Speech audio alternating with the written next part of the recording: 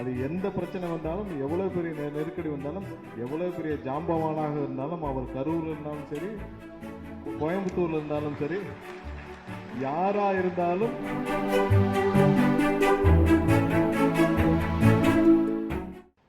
எண்பது ஆண்டு கால வரலாற்று மிக்க ஒரு சிறப்பு மிக்க இந்த பொறியாளர் சங்கத்தில் கலந்து கொண்டு என்னுடைய முதல் நிகழ்ச்சி, பொறுப்பேற்றதுக்கு அப்புறம் முதல் நிகழ்ச்சி, இதில் கலந்து கொள்வதில் மிக பெருமை கொள்கிறேன். ஏன்னா நம்மெல்லாம் ஒரு முக்கியமான காலகட்டத்தில் இருக்கோம். ஏன்னா இந்த நாட்களுக்காக பலர் ஏங்கியா இருக்கிறார்கள், இந்த நாட்கள் வர வேண்டும் என்று காத்திருந்திருக்கிறார்கள்.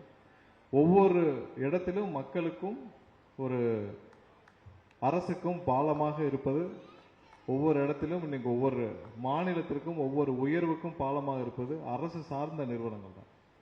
ஒரு மாநிலம் என்ன மாதிரி இருக்கு, எந்த நிலைமையில இருக்குன்னு பார்த்தோம்னா அரசோடைய நிறுவனங்கள், அரசு சார்ந்த நிறுவனங்கள்.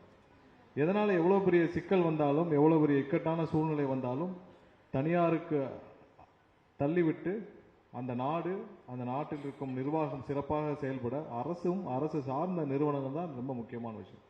அதுல எந்த மாற்று கருத்தும் கிடையாது. கொள்கை சார்ந்து கண்டிப்பாக அரசு நிறுவனங்கள் அப்படியே இருக்க வேண்டும், சிறப்பாக செயல்பட வேண்டும் என்பதில் நம்முடைய முதல்வருக்கு எந்த மாற்று கருத்தும் கிடையாது. நம்ம எல்லாம் காலகாலமா பார்த்துட்டு இருக்கோம். மின்சார வாரியம், போக்குவரத்து துறை, பல நிர்வாகங்கள், லட்சக்கணக்கான தொழிலாளர்கள் நன்றாக வாழ்ந்து அவளுடைய குடும்பம் செலுத்து பல குடும்பங்கள் வாழ்ந்த ஒரு 30-40 ஆண்டுகளாக பார்த்திருப்போம்.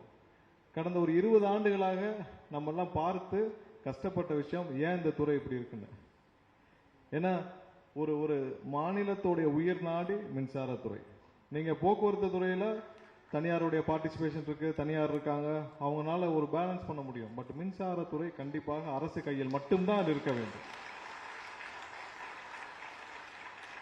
மின்சாரத்துறை ஒரு மாநிலத்துடைய உயிர் நாடி. அந்த மின்சாரத்துறை தான் ஒரு ரத்த நாளம். ஒரு மாநிலம் உயிரோடு இருக்க வேண்டும் என்றால் மின்சாரத்துறை தான் சிறப்பாக செழிப்பாக இருக்க வேண்டும். அதுல எந்த மாற்று கருத்தும் கிடையாது. அந்த துறை ஒவ்வொரு நாளும் நலிவடைந்து போவதை பார்ப்பதற்கு பலர் கண்ணீர் விட்டு கொண்டிருந்தனர். கண்டிப்பாக அதற்கான சூழ்நிலை இப்ப அதை மாற்றவில்லை என்றால் கண்டிப்பா எப்பயுமே மாற்ற முடியாது. நான் வெளியில இருக்கப்ப துறையை பற்றி தெரியும், நிறைய இதற்காக போராடி இருக்கிறோம். இந்த துறையிலிருந்து நடந்த ஊழல்களை பற்றி எதிர்த்து போராடி இருக்கிறோம். அதற்காக என் மீது பல வழக்குகள், எனக்கு நெருக்கடிகள் பல வந்தது. எல்லாத்தையும் தாண்டி என்ன வந்தாலும் பார்த்துக்கொள்ளலாம்னு சொல்லிட்டு கண்டிப்பாக அதற்காக போராடி இருக்கிறோம். அப்பெல்லாம் நாங்க அமைச்சராகவும் இந்த துறைக்கு வரோம், அந்த எதிர்பார்ப்புலாம் கிடையாது. இந்த துறையில் நடக்கும் தவறுகளை கண்டிப்பாக நிறுத்த வேண்டும், இந்த துறை செழிப்பாக வர வேண்டும். அது எந்த பிரச்சனை வந்தாலும், எவ்வளவு பெரிய நெருக்கடி வந்தாலும், எவ்வளவு பெரிய ஜாம்பவானாக இருந்தாலும், அவர் கரூர்ல இருந்தாலும் சரி, கோயம்புத்தூர்ல இருந்தாலும் சரி, யாரா இருந்தாலும் விரட்டி அடிக்க வேண்டும். நாங்க தனியாக இருந்தாலும் சரி, தனி ஆளாக இருந்தாலும் சரி, விரட்டி அடிக்க வேண்டும் என்று உறுதியாக கடைசி வரை போராடினோம். அதற்கான பலனும் அப்பப்போ இருந்துச்சு. அதை விட நீங்க உங்களுக்கு தெரியும் எவ்வளவு நெருக்கடியெல்லாம் தூக்கி ஓரமா வச்சாதான் இந்த வேலையை பார்க்க முடியும். அதை அப்பயே நினைச்சுதான் செஞ்சோம். அதற்கான ஒரு வாய்ப்பு, முதல்வர் கொடுத்த வாய்ப்பு தான் எனக்கு மின்சாரத்துறை.